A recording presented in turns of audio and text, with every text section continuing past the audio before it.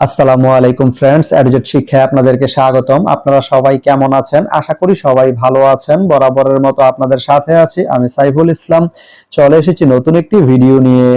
আজকে আমরা জানবো আপনি সীতাকুণ্ড থেকে কুমিল্লা যেতে কোন কোন ট্রেন রয়েছে, সেই ট্রেনগুলো ছাড়ার নতুন সময়সূচি, বন্ধের দিন এবং গিয়ে পৌঁছতে কতক্ষণ সময় লাগবে বিস্তারিত।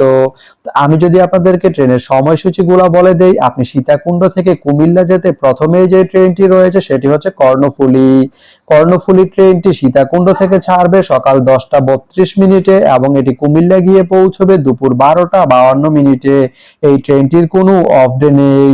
তারপরে রয়েছে ময়মনসিংহ মেল ট্রেনটি সীতাকুণ্ড থেকে ছাড়বে বিকেল 5টা 41 মিনিটে এবং এটি কুমিল্লা গিয়ে পৌঁছবে রাত 9টায়। এই ট্রেনটির কোনো অফ ডে নেই।